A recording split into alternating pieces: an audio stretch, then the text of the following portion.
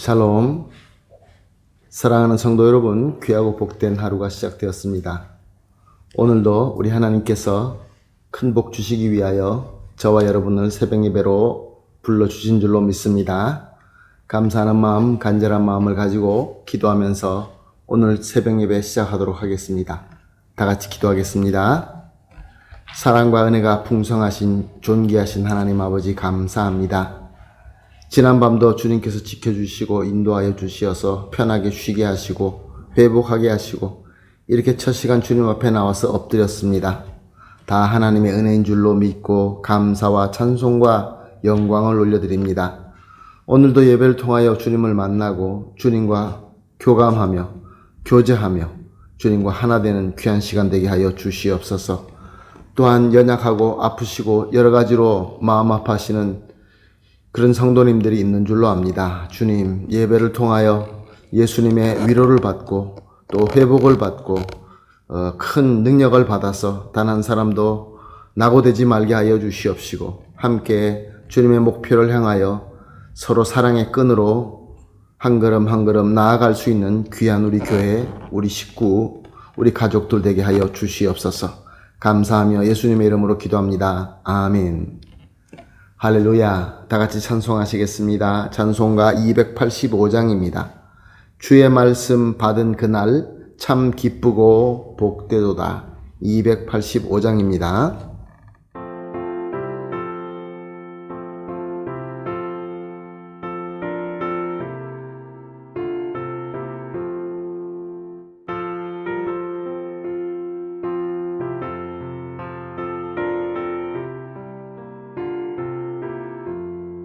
주의 말씀 받은 그날 참 기쁘고 복되도다.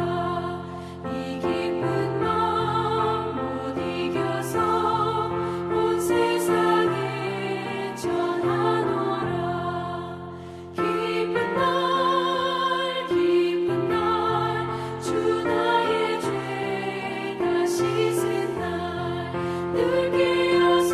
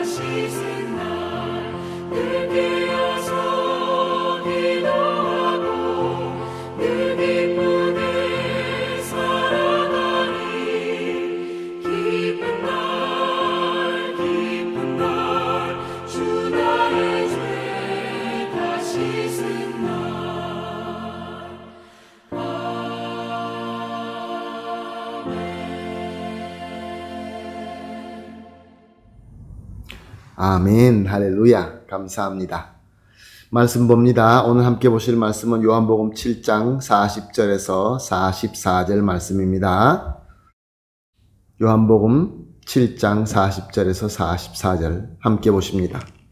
이 말씀을 들은 무리 중에서 어떤 이는 이 사람이 참으로 그 선지자라 하며 어떤 사람은 그리스도라 하며 어떤 이들은 그리스도가 어찌 갈릴리에서 나오겠느냐 성경에 이르기를 그리스도는 다윗의 씨로 또 다윗이 살던 마을 베들레헴에서 나오리라 하지 아니하였느냐 하며 예수를 말미암아 무리 중에서 쟁론이 되니 그 중에서 그를 잡고자 하는 자들도 있었으나 손을 대는 자가 없었더라. 아멘. 예수님께서 장막절 마지막 날에 성전에서 이제 예수님께로 마지막으로 구원의 복음을 들을 수밖에 없는 수많은 사람들에게 자리에서 일어서서 큰 소리로 안타깝게 또한 간절하게 구원의 복음을 전파하십니다. 예수님께서는 누구든지 목만 마르면 나에게 와서 마셔라. 그리하면 너의 배에서 내가 생수의 강이 되어서 그 영원한 생수가 되게 하리라 라고 말씀하십니다. 이렇게 귀한 복음을 들었지만 사람들은 그 복음을 듣고 반응이 각각 달랐습니다. 40절 말씀을 보게 되면 예수님을 선지자로 믿는 자들이 있었다고 합니다. 이들은 예수님의 말씀을 믿고 정말로 훌륭한 말씀이다 라는 것은 동의를 하지만 예수님이 그리스도라는 것은 믿을 수가 없었습니다. 그저 훌륭한 선지자 정도로만 보았던 것입니다. 41절 상반절에는 예수님을 그리스도로 믿는 자들도 있었다라고 기록하고 있습니다. 예수님의 말씀을 듣고 자기도 모르게 그 말씀이 은혜가 되어서 예수님이 그리스도다라는 것을 믿게 되었던 것이죠. 41절 하반절에는 예수를 그리스도라고 하는 것을 듣고 반박하는 자들도 있었다라고 기록하고 있습니다. 저들은 이사야 11장 1절과 미가서 5장 2절의 말씀을 비롯하여 그리스도에 대한 예언에 대한 말씀을 많이 알고 있었던 것 같습니다. 적어도 전통적인 성경의 가르침을 받은 자가 분명합니다. 그래서 이사야서 11장 1절의 말씀처럼 이새의 줄기에서 한 싹이 나며 그 뿌리에서 한 가지가 나서 결실할 것이요. 미가서 5장 2절 베들레헴 에브라다야 너는 유다 족속 중에 작을지라도 이스라엘을 다스릴 자가 내게로 나올 것이라. 그의 근본은 상고의 영혼에 있느니라. 이렇게 말씀을 너무 잘 알기 때문에 이 말씀을 근거하여서 갈릴리에서 어떻게 그리스도가 나올 수 있느냐, 예수님을 갈릴리 나사렛 출신으로 알고 있었던 것입니다. 그래서 저들은 예수님이 그리스도가 아니다라고 증명하기 위하여 그리스도가 이새의 줄기에서 나올 것이고 베들레헴 출신이다라고 그렇게 증명했지만 오히려 그들은 예수님께서 진정으로 그리스도임을 확실하게 증명하게 된 것입니다. 물론 그 당시에는 아무도 이 말씀의 뜻이나 예수님께서 그 예언된 대로의 그리스도가 되었다라는 것을 알지는 못했습니다. 43절 말씀입니다. 예수로 말미암아 무리 중에 쟁론이 되니, 같은 복음의 말씀을 들었지만 예수님에 대한 믿음과 깨달음이 서로 다르니까 서로 다툴 수밖에 없었던 것입니다. 그리고 그뿐만 아니라 예수님이 미워서, 그렇게 말씀하시는 예수님이 증오스러워서 예수님을 잡으려고 했던 자도 있다라고 44절은 기록하고 있습니다. 그 중에는 그를 잡고자 하는 자들도 있었으나 손을 대는 자가 없었더라. 예수님의 손을 대어서 예수님을 잡아서 예루살렘 공회로 넘기고 싶었지만 하나님께서 허락하지 아니하셨습니다.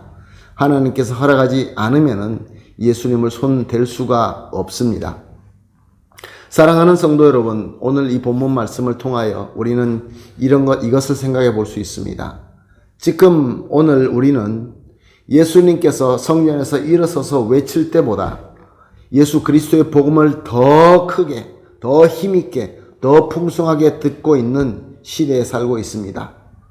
예수 그리스도의 복음, 성경을 통하여 또 여러 가지 미디어를 통하여 우리는 복음을 너무나 많이 풍성하게 듣고 있습니다. 그런데 이유는 옛날하고는 다르지만 지금도 역시 예수님을 그리스도라고 믿지 않고 예수님을 그냥 사람으로만 믿거나 예수님의 가르침을 그저 훌륭한 가르침으로만 믿고 예수님을 그리스도로 받아들이지 않는 사람들이 너무나 많습니다. 심지어 예수님을 미워하고 예수 그리스도의 복음을 핍박하는 자들도 있습니다. 그러니까 예나 지금이나 예수 그리스도를 믿는 것은 하나님의 은혜다라는 것을 알 수 있습니다. 그런데 저와 여러분은 어떻습니까? 예수 그리스도의 복음을 듣고 그 복음으로 말미암아 예수님이 나의 진정한 유일하시고 충분하신 그리스도라는 것이 믿어지지 않았습니까? 그래서 우리는 예수님을 구세주로 믿고 이렇게 첫 시간마다 주님의 이름으로 하나님께 새벽 예배를 드리고 있는 것입니다. 그러니 얼마나 큰 복입니까? 복 중에 복이지요. 그러므로 사랑하는 성도 여러분, 오늘 아침 이렇게 기도하십시다. 매 새벽 예배 때마다 세 가지 기도 제목을 가지고 합심하여 기도하고 있습니다. 오늘은 이렇게 기도합니다. 첫 번째로는 예수님의 복음을 듣고 예수님을 그리스도로 믿고 영접하게 하신 하나님의 은혜에 감사합니다. 두 번째로 예수님을 그리스도로 믿는 믿음으로 더 예수님을 닮아가게 하여 주시옵소서. 세 번째로 예수님을 닮은 그리스도인들이 받은 은혜를 세상에 전하고 나누는 은혜의 통로가 되게 하여 주시옵소서.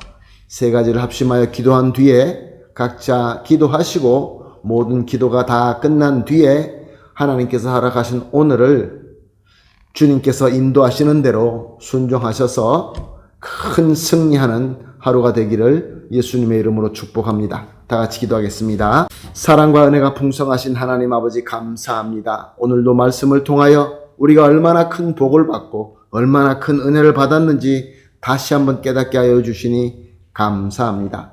하나님 아버지, 정말로 예수님의 복음을 듣고 예수님이 과연 나의 그리스도라고 믿는 것이 하나님의 은혜라는 것을 다시 한번 깨닫게 하여 주시니 감사합니다.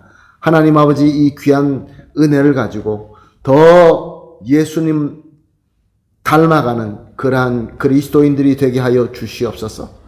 그리하여서 예수님을 닮아가면서 이 주님의 은혜를 모르는 이 모든 세상에게 예수님께서 그리스도다라는 이 귀한 복음과 또 우리가 받은 은혜를 나누어 줄 수 있는 은혜의 통로가 되게 하여 주시옵소서. 감사하며 예수님의 이름으로 기도합니다. 아멘.